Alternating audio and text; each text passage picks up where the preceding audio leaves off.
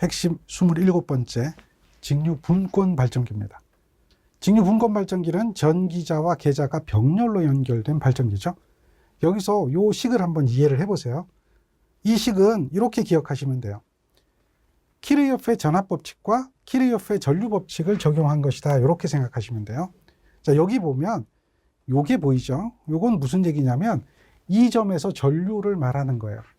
여기서 IA라는 전류가 나가면 여기 나가는 I와 이렇게 흘러가는 I의 합이다. 이건 IF고 이건 I잖아요. 그것의 합이 전기자 전류다. 이렇게 기억하는 게 좋습니다. 이거는 키르요프의 전류법칙이라고 하는 거 기억하죠? 그 다음에 요 전압이잖아요. 요 전압은 요걸 말하는데요. 여기 보면 V라고 하는 건데 V는 보세요. 여기와 여기, 그 다음 여기와 여기, 이것들이 전부 무슨 연결되어 있어요? 이렇게 보면 모두 병렬 연결되어 있죠. 그러니까 RF, IF가 V가 되죠. V는 RF, IF다. 이렇게 얘기해 볼 수가 있어요. 그러면 자, 여기서 이렇게 한번 생각해 보세요.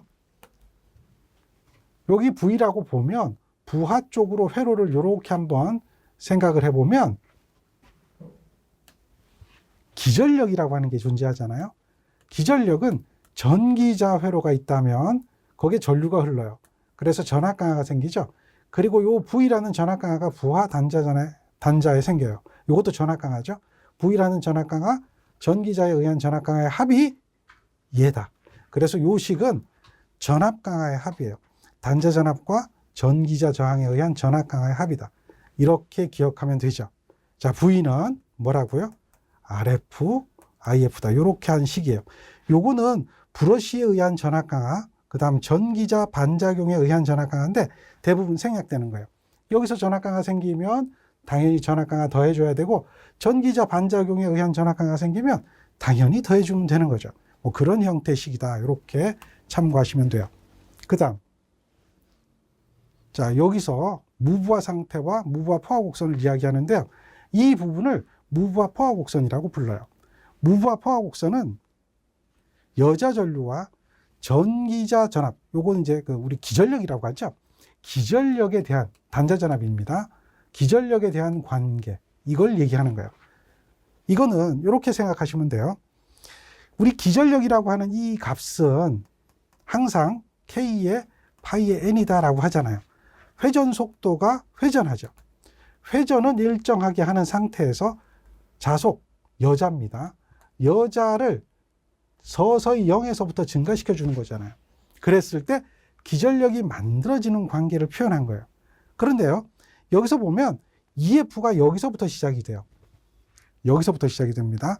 이건 무슨 의미일까요? 이 얘기는요, 여자가 0이라면 이 부분에서 여자가 0입니다.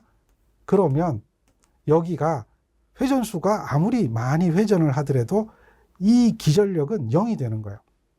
다시 말해서 여자가 0이다. 이 얘기는 자속이 0이다는 얘기예요. 그런 자속을 뭐라고 하냐면 잔류자기라고 해요. 잔류자기가 0이 되면 기전력은 만들어지지 않아요. 그래서 잔류자기가 존재를 해야 되고요. 존재한 상태에서 회전을 할 때 기전력이 만들어진다. 이 부분을 이야기하는 거예요. 그래서 여자를 증가시키면 당연히 기전력이 증가되겠죠. 기전력이 증가되다가 비례하게 되죠. 임계하고 비례하는 거예요. 이것이 기전력과 자속이 비례하다가 어느 순간에 자속이 더 이상 증가하지 않아요. 자기 포화 현상이 생기면 얘가 이렇게 감소하게 되죠. 이걸 뭐라고 하냐면 포화 곡선인데요. 부하를 걸지 않은 상태 포화 곡선이다. 그래서 무부하 포화 곡선이라고 그래요. 이런 무부하 포화 곡선이 전압이 만들어지려면 이거와 만날 때 전압이 만들어지는 거예요. 이걸 뭐라고 하죠? 얘를 갖다가 우리는 계자 저항이라고 불러요. 계자 저항. 계자 저항을 보면 여기가 IF가 되는 거죠. 그 다음 여기가 V가 되잖아요. 그럼 기울기는 RF가 되는 거죠. RF는 IF분의 V잖아요. V는 어떻게 되죠? RF, IF잖아요. 여기서 이렇게 만들어진 거죠. 그래서 이걸 RF선이라고 불러요. 이런 RF선이 여기에 있는 무브와 포화곡선과 이렇게 만날 때 전압이 확립이 되는 거예요. 그럼 이 얘기는 무슨 얘기냐면 이렇게 비례하는 선을 임계저항이라고 하면 전압이 만들어지려면 임계저항보다 계좌저항이 작아야 돼요. 그래서 전압 확립 조건을 따져보면 이렇게 되는 거죠. 잔류자기가 존재해야 된다. 임계저항보다 계좌저항이 작아야 된다. 그리고 회전 방향이 잔류자기를 강화하는 방향이 돼야 된다라고 하는 거예요. 그런 부분을 설명하고 있는 겁니다. 여기까지 정리해 보고요. 그 다음 외부 특성 곡선이라고 하는 게 나오거든요.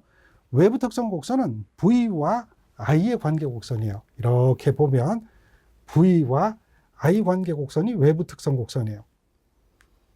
이 부분을 이렇게 보면 돼요. 여기는 I가 0이 되면 뭐라고 하냐면 무부하 상태라고 하는 거죠.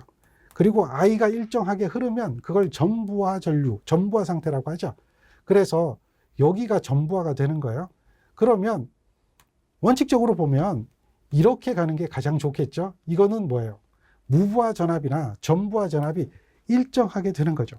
그런데 외부 특성 곡선은 V는 어떻게 나타나죠? 2에다가 마이너스 RFIF라고 하는 이런 부분으로 나타나는 거죠. 2는 V 플러스니까. 그래서 전압이 이렇게 시간이 가면서 전류가 흐르면서 떨어지는 특성, 이걸 우리는 외부 특성이다라고 이야기하는 겁니다. 자, 예제 보죠. 유기 기전력이 210이고요. 단자 전압이 200입니다. 5kW인 직류 분권 발전기가 있어요. 계좌 저항이 이만큼이래요. 전기자 저항은 이렇게 물어봐요. 이거는 직류 발전기의 기본적인 식을 기억해야 돼요. 기전력은 전압 강화의 합이다. 이러한 이야기를 알고 있어야 돼요. RAIA가 되겠죠. 여기서 우리가 구하는 것은 RA를 구하는 거예요. 그대로 대입해 보면 돼요. 기전력이 210이다라고 했어요. 그리고 단자 전압이 200이다라고 했어요. 그리고 여기서 RA를 구하라 이런 얘기죠. 그런데 IA는 얼마일까요? 분권입니다. IA를 구해야 돼요. 여기 보면 얘가 뭐가 되죠? I가 되죠. IA 이거는 어떻게 됩니까? 얘는 V를 RF로 나눠주고 자 P를 V로 나눠야 I가 되겠죠. 이게 합이 IA잖아요. 그러니까 지금 우리가 알고 있는 요 5kg는 그리고 전압이 200V는 얘가 부하전류가 되는 거예요. 그리고 요게 200V잖아요.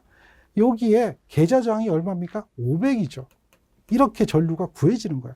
이렇게 해서 전기자 전류를 구해보면 얘가 25.4가 나옵니다. 따라서 요것을 여기에다 곱해줘야 돼요.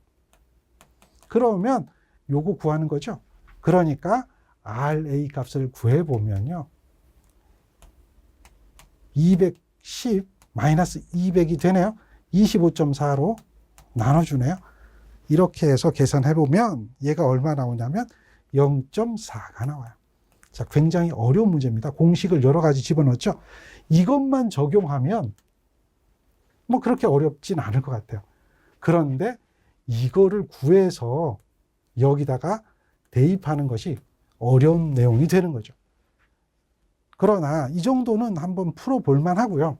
여기서 문제가 변형이 되면 이렇게 변형이 되기도 해요. 전기자 반작용에 의한 전압 강화가 5V, 뭐 전기자 브러쉬, 그러니까 브러쉬에 의한 전압 강화가 뭐 몇 볼트, 뭐 3V 뭐 이렇게 주어진다면 그것이 여기에 더 더해진다는 거죠. EA와 EB가 여기서 더해진다는 거죠. 그러니까 여기서 EA와 EB가 빠진다는 거죠. 뭐 그런 것까지 더 고려해서 이 값을 계산할 수 있도록 이런 것들이 더 주어질 때 고려해서 여러분들이 계산할 수 있도록 연습을 해두는 거죠. 아시겠죠? 그거까지 잘 정리해 주세요.